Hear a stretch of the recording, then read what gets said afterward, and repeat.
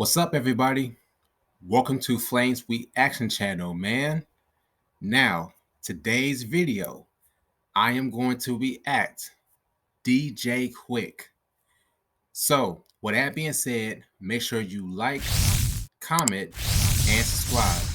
With that being said, y'all, let's dig into this documentary of DJ Quik.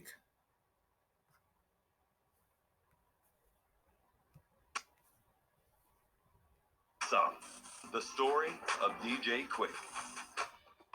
DJ Quik grew up as David Blake, deep in the heart of Compton, California. When we first moved there, it was okay. Then after a while, it started getting a little rough. That's when the gangs started becoming more popular.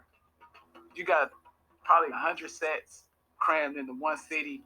You turn a couple of blocks, you in one hood. You turn another couple of blocks, you in another hood. You had to be careful back then.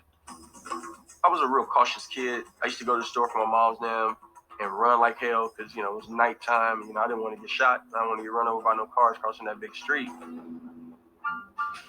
David was the youngest of 10 children. His mother, Delma, worked in hotels and auto body shops to make ends meet for the family.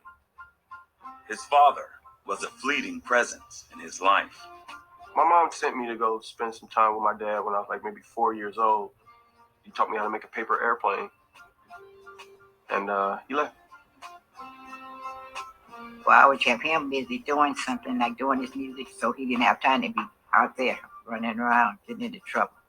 When he was baby, like he would go to the records. I'll tell him what to play, he go get it. He wasn't but 2. I grew up listening to all the Al Green albums, and it was just incredible stuff. Curtis Mayfield and Jerry Butler, even separately, and Tower of Power. My mother used to give us money to go downtown to buy school clothes. He would take his money and go buy albums. Soon enough, David moved from albums to musical instruments and turntables, and he picked up a new name in the process. And back then, mixing vinyl, you kind of had to have innate sense of rhythm to do that. I could put on 2 records and blend a 3rd record with it, or overdub cassette with it and have 3 things playing at one time. And that symbolized being quick. We used to have guys come to the house just to stand over him and watch him scratch his music, They were amazed, Music became Quik's calling card in the hood, as his home became ground zero for a local gang of Bloods called the Treetop Pyrus. I would DJ to bring my homeboys together. Like, I would play records in my house, like right in the entryway. I set up my system there, and people could come by and hear what I was playing. Although he's a kid that's supposed to be just making music, DJing, and doing the right thing, you wind up getting caught up and messing around. It's inevitable. The guys were in our neighborhood, so they were friends. But no, I never seen him go out and do anything violent. People gravitated toward me. I didn't have to go join the gang. Dudes was bringing me guns to put up, so I can have protection.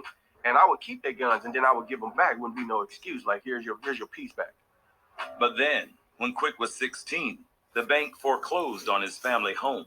And when his mother decided to move to Louisiana, Quik stayed in Compton and later South Central LA to fend for himself.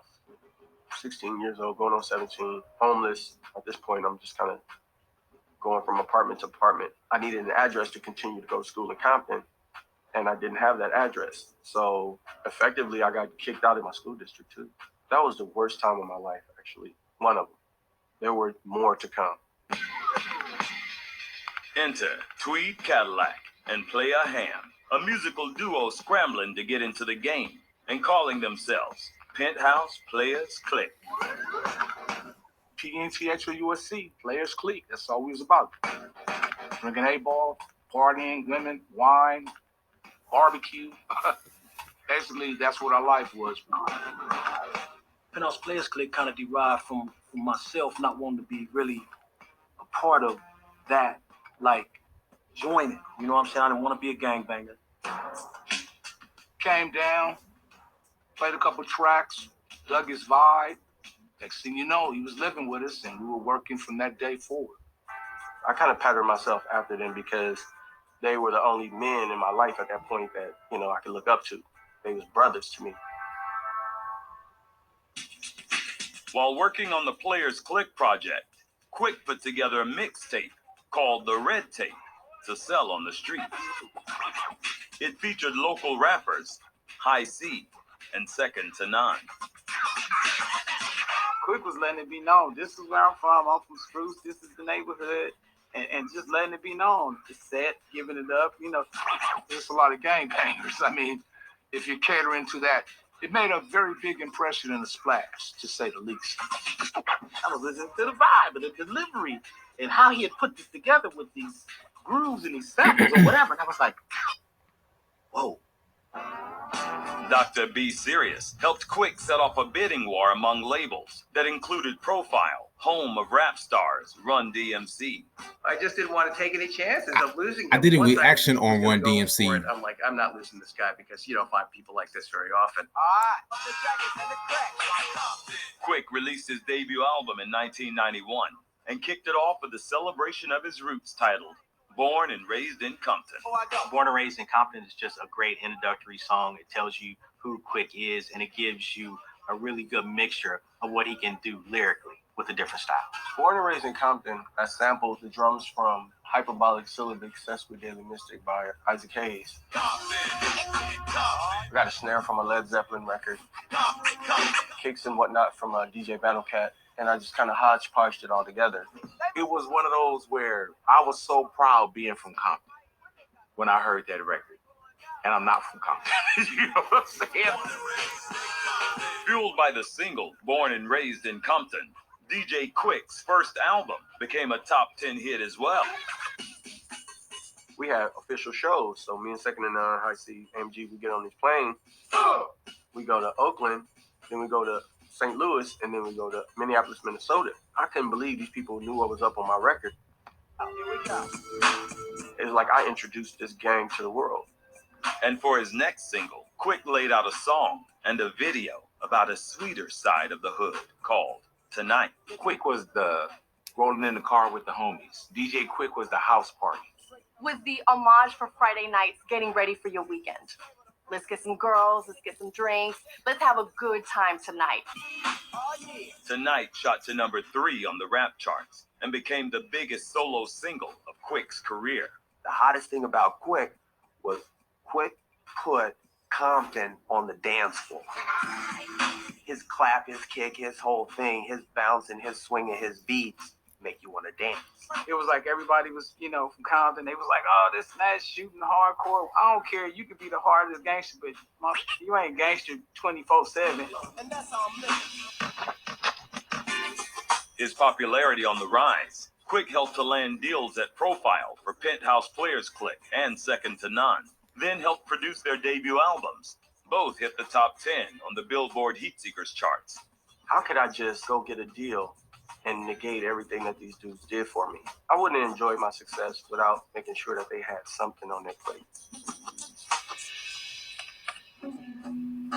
Meanwhile, Quik went back to the studio for his second album, this time working with a guitarist turned producer named Rob Bacon to create a sound that mixed contemporary hip-hop with old school R&B.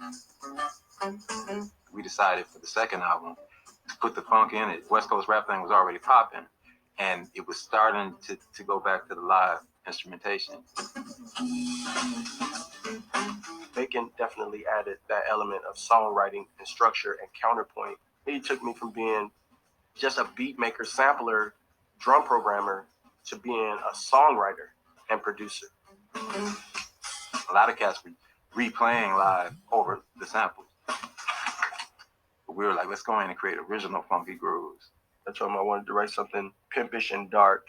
So he started playing these chords. That's that pimp thing.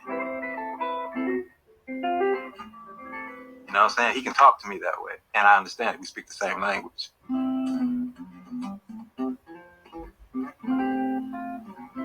He wrote this feeling out on the guitar, and I followed him on drums.